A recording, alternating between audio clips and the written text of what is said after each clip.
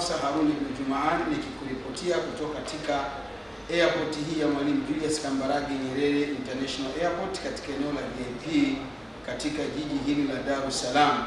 Taasisi ya Al-Hikma Foundation, kama ambavyo mnatambua na kuelewa ya kwamba tarehe 9 mwezi huu wa 4 mwaka 2023 tutakuwa na jambo letu, na jambo lenyewe ni mashindano makubwa zaidi ya kuhifadhi kitabu kitukufu cha Allah Tabaraka wa Taala ya Afrika, ambayo yanasimamiwa na Rais Sheikh Sharif Abdul Qadir ibn Muhammad al-Ahdal chini ya utendaji wa Sheikh Nuruddin Kishki.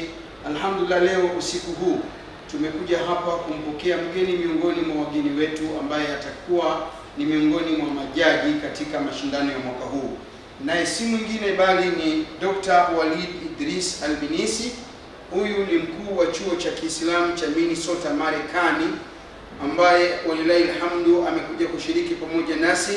Mwanawazuoni huyu ni bingwa bobezi katika fani ya sharia, masomo ya hadithi, kadhalika qiraati zote. Alhamdulillah, ni mwanafunzi wa Sheikh Muhammad Saleh Al-Uthaymeen, kadhalika Ibn Baz. Tunamwomba Allah Tabaraka wa Taala atujalie mapokezi yaliyo mazuri ya kumpokea mgeni huyu adhim ambaye amekuja kuungana nasi katika tukio la mwaka huu, mashindano ambayo tunaamini ulimwengu mzima wanayatazama na kuyapokea kama ambavyo yanakuwa yanaonekanika moja kwa moja, na mwaka huu itakuwa ni katika uwanja wa Uhuru.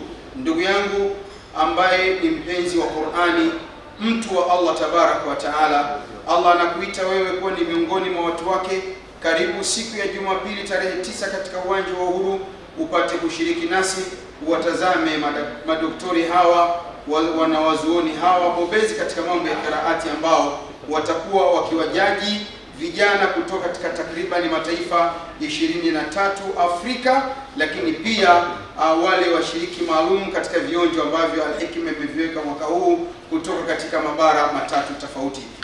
Bismillahir Rahmanir Rahim. Alhamdulillahi Rabbil Alamin. Sallallahu wa sallam ala nabiyyina Muhammad wa ala alihi wa sahbihi ajma'in.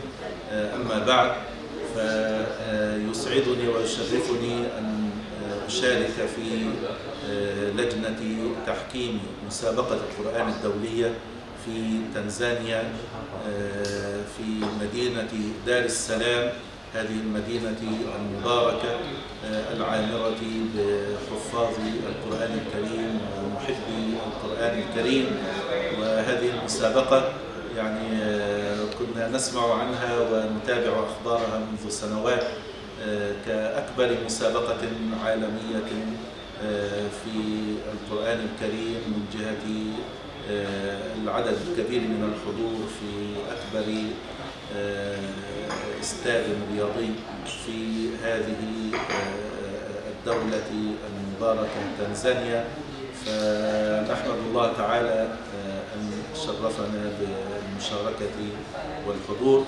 وقد قدمت اليوم قبل قليل من أمريكا من ولاية مينيسوتا إلى هذه البلاد المباركة، ونتقدم بالشكر الجزيل لجميع القائمين على هذه المسابقة، ونخص مؤسسة الحكمة وصاحب الفضيلة الشيخ نور الدين كشك وجميع السادة والمشايخ الأجلاء الذين ساهموا في إنجاح هذه المسابقة.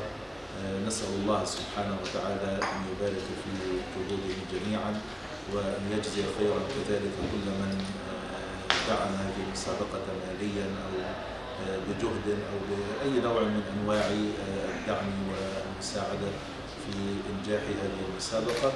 والحمد لله رب العالمين، صلى الله وسلم على نبينا محمد. Mashallah, ni Dr. Professor Walid Al-Minisi. Baada ya kumshukuru Allah Tabaraka wa Taala, kadhalika mtakia ziada ya sala na salam Mtume wetu Muhammad sallallahu alaihi wa alihi wasallam, anamshukuru Allah kwa kumwezesha na yeye alhamdulillah kuingia katika nchi hii ya Tanzania kwa kuja kushiriki katika mashindano makubwa kabisa ya kuhifadhi kitabu kitukufu cha Qur'ani ya Afrika yanayoandaliwa na taasisi ya Al-Hikma Foundation. Sheikh anasema ameingia leo akitokea katika nchi ya Marekani, United States of America, kutoka katika wilaya ya Minnesota.